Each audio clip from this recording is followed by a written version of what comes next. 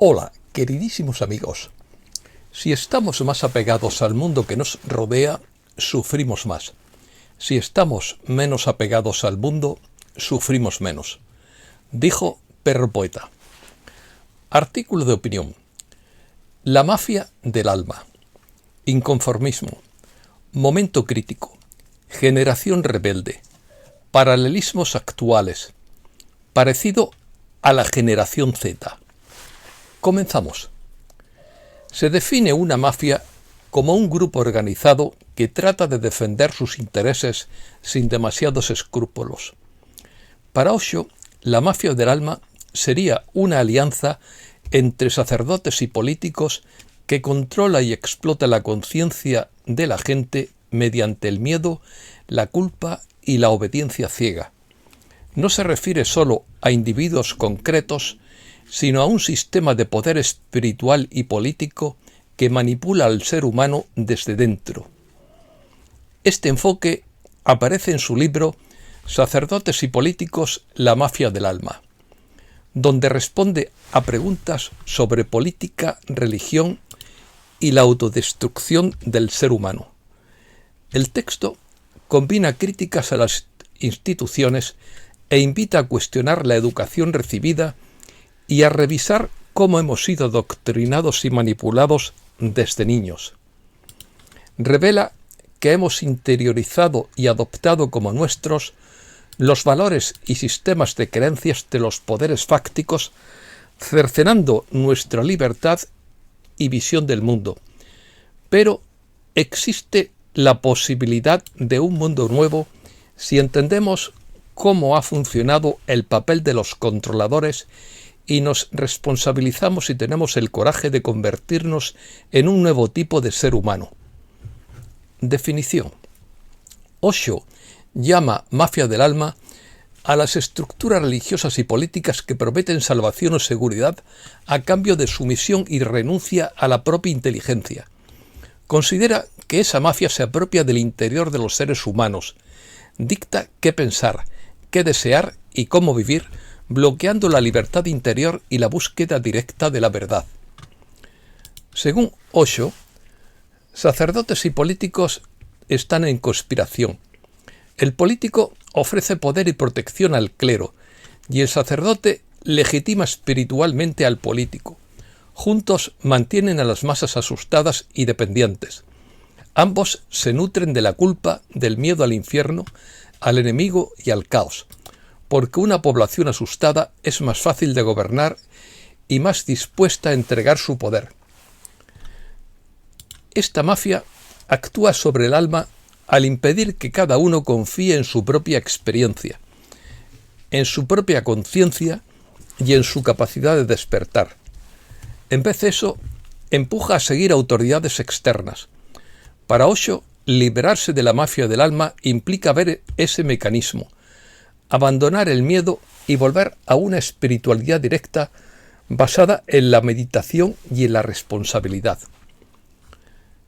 Enseñanzas. A Osho le encantaba adoptar un comportamiento estrafalario que parecía contrario a la imagen tradicional de los iluminados. Sus primeras conferencias fueron famosas por su humor y su negativa a tomarse nada en serio. Ese tipo de comportamiento era una técnica de transformación para impulsar a la gente más allá de la mente. Osho propuso crear un nuevo ser humano que combinara la espiritualidad de Gautama Buda con el entusiasmo por la vida encarnado por Zorba el griego.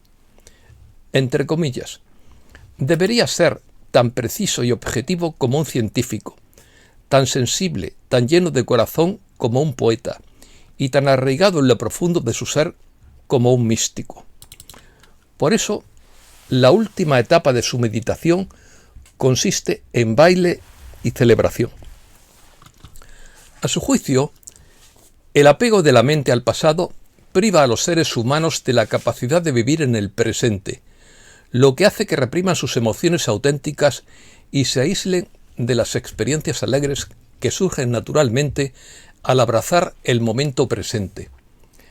entre comillas, la mente no tiene capacidad inherente para la alegría. Solo piensa en la alegría. El resultado es que la gente se envenena con todo tipo de neurosis, celos e inseguridades. El sociólogo Lewis Carter vio sus ideas como arraigadas en el sistema filosófico monista del Advaita Vedanta hindú, donde todo es sagrado. Su creencia en la unidad de los opuestos recuerda a Heráclito, mientras que su descripción del ser humano condenado a la actuación de patrones neuróticos inconscientes tiene mucho en común con Freud y Gurdjieff. Su visión del ser humano nuevo, que trasciende las restricciones de la convención, recuerda a Más allá del bien y del mal de Nietzsche, y sus meditaciones dinámicas tienen una deuda con Wilhelm Reich. Generación rebelde.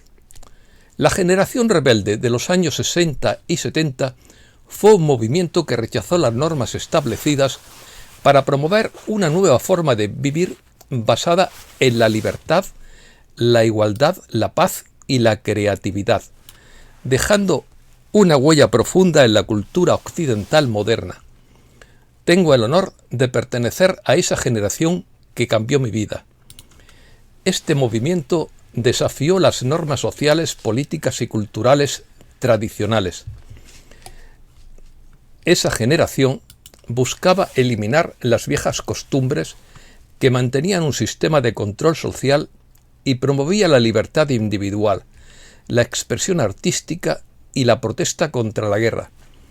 La contracultura se expresó en cambios visibles como la moda psicodélica, la música rock, el uso de enteógenos y un estilo de vida más comunitario.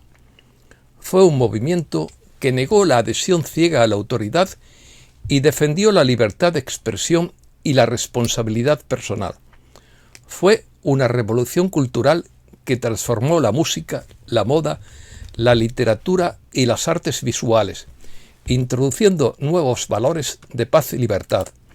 Su legado perdura hoy en la búsqueda de alternativas al sistema y en la inspiración de formas de vida más solidarias. Influencias. La generación rebelde de los años 60 y 70 se caracteriza por influencias de planetas exteriores como Urano, Neptuno y Plutón. Estos cuerpos celestes influyeron en un fuerte espíritu de cambio, revolución y búsqueda de libertad individual y social. Representa un puente entre la ruptura radical de Urano y el anhelo de armonía y trascendencia de Neptuno, junto con el poder regenerativo y disruptivo de Plutón. En la carta astral de esta generación, Urano simboliza la innovación, la rebelión contra estructuras anticuadas y la demanda de libertad intelectual y social. Durante los años 60 y 70, Urano transitaba por signos como Leo, Virgo y Libra, creando un clima de cuestionamiento a la autoridad y la búsqueda de nuevas formas de vida y pensamiento. Neptuno en Libra durante este periodo aportó un idealismo fuerte centrado en la justicia, la igualdad y el amor universal, influyendo en movimientos pacifistas y espirituales que caracterizaron a la contracultura. Plutón en Leo, por otro lado, destacó la autoexpresión y el poder personal, generando una generación con gran necesidad de afirmarse a sí misma mediante cambios radicales, creatividad y también confrontación con el poder establecido. Esta generación fue muy idealista y revolucionaria, con una fuerte tendencia a desafiar las tradiciones y estructuras establecidas, buscando una transformación profunda tanto en lo social como en lo personal. Similitudes.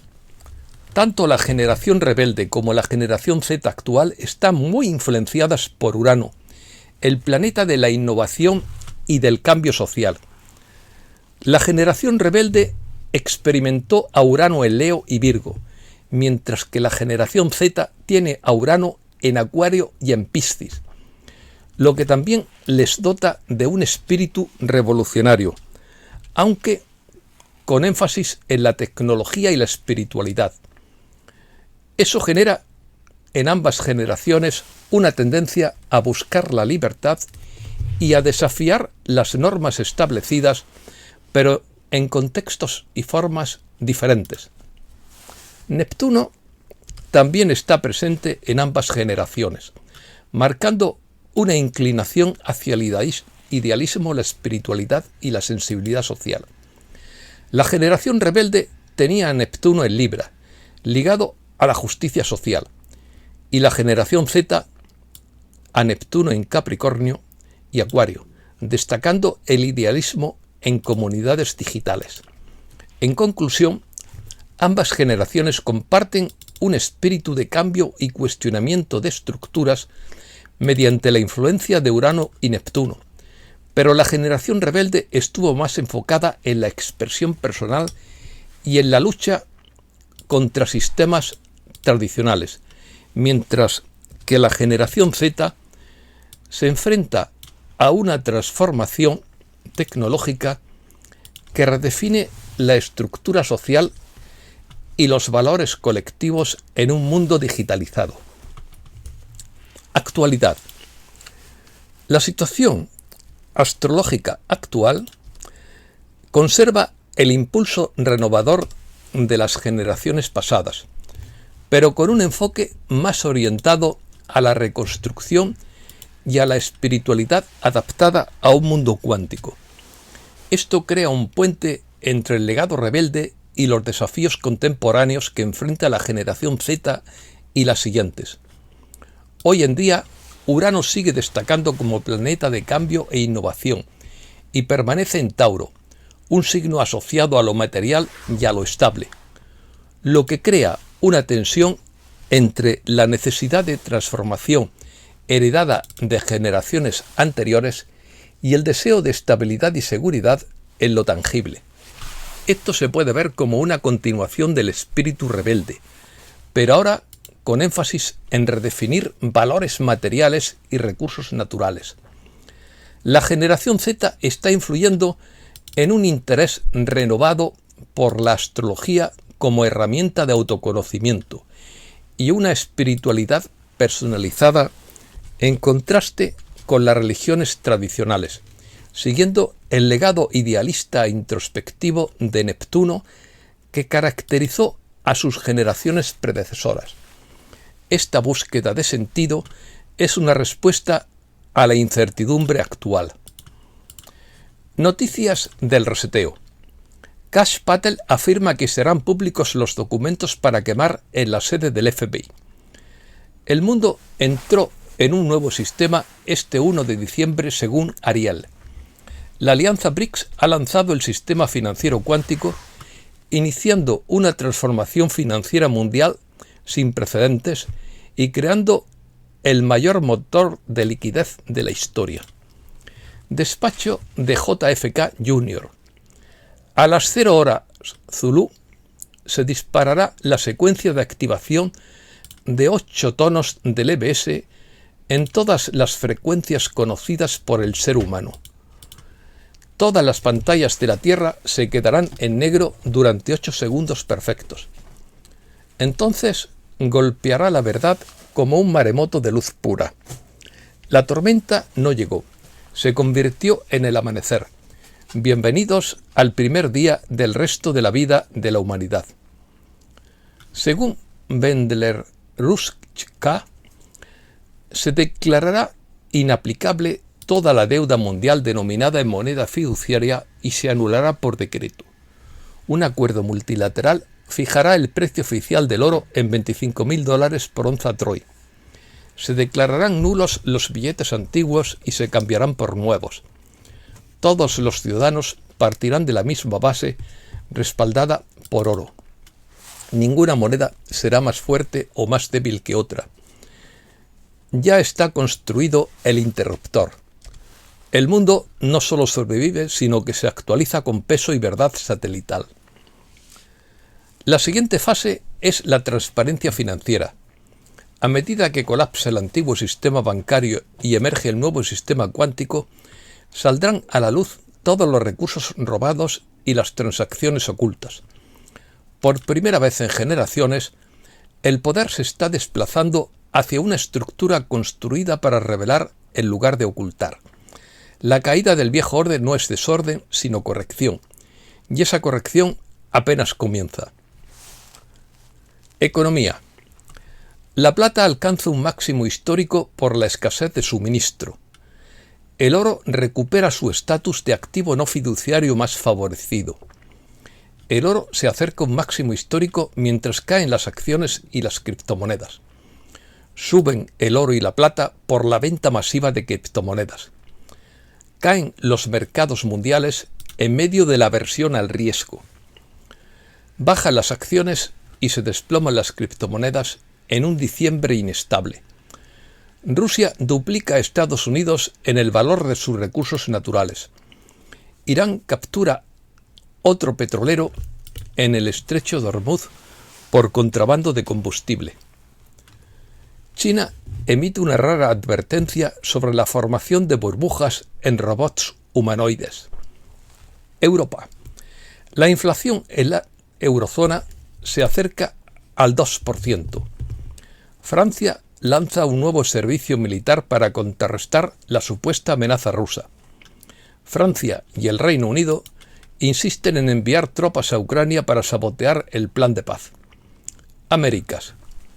Estados Unidos planea mantener tropas en el Caribe hasta el año 2028. Trump rechaza la solicitud de amnistía de Maduro en una llamada telefónica. México pone el ojo en el sector minero. Crece el sector turístico de México un 1,8% y llega a los 4,9 millones de empleos en el tercer trimestre de 2025. La falta de combustible y la obsolescencia tecnológica agravan la crisis energética en Cuba. Uruguay buscará petróleo en el fondo marino. El 90% de los chilenos respalda la prohibición de celulares en las aulas. Argentina vive un rebote económico que no llega a la industria ni a la gente. Esto es todo y muchísimas gracias, queridísimos amigos.